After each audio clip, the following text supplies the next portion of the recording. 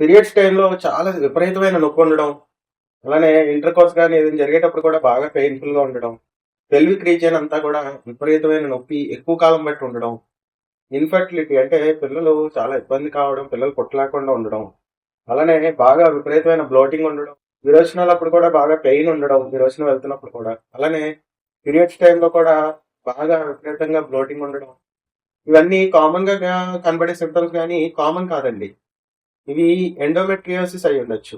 ఈ ఎండోమెట్రియోసిస్ అంటే యూట్రస్ యొక్క లైనింగ్ అన్నది అంటే లోపల ఉండవలసిన లైనింగ్ ఏదైతే పీరియడ్స్ టైంలో క్లియర్ అయ్యి బయటకు వస్తుందో ఆ లైనింగ్ అన్నది వేరే చోట అంటే ఓవరీస్ దగ్గర కొద్దిగా లేకపోతే అక్కడక్కడ ఫిలోపియన్ ట్యూబ్స్ లో కానీ ఇంకెక్కడైనా కానీ అవుట్ సైడ్ ద యూట్రస్ లోపల ఉండవలసిన యుట్రైన్ ఆ లైనింగ్ వేరే చోట కనబడటాన్ని ఎండోమెట్రియోసిస్ అంటారు.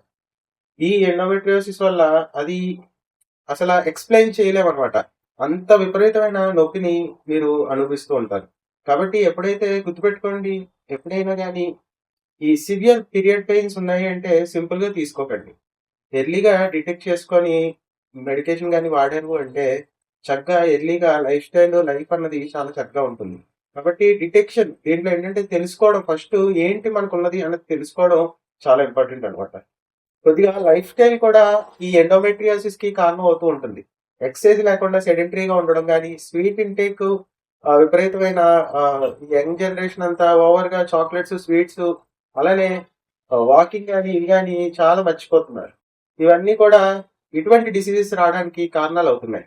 కాబట్టి గుర్తుపెట్టుకోండి, ఎప్పుడైనా కానీ విపరీతమైన పీరియడ్ పెయిన్ ఉంది అంటే ఖచ్చితంగా దాన్ని ఎవాల్యుయేట్ చేసుకొని ట్రీట్మెంట్ స్టార్ట్ చేసినట్టయితే చక్కగా ఎర్లీగా ఎడ్హెషన్స్ కానీ వేరే వాటితో అతుక్కుపోతా ఉంటాయి అన్నమాట. వేరే చోటకి ఎక్కువగా ఫాస్ట్ విపరీతంగా ఇది సెల్స్ అన్న కూడా మామూలు సెల్స్ కూడా ఈ ఎండోమెట్రిక్ సెల్స్ లాగా మారిపోవడం ఇవన్నీ కూడా ఫాస్ట్ గా జరుగుతూ ఉంటాయి. వీటన్నిటి నుంచి కూడా మీరు బయటపడగలరు. Thank you.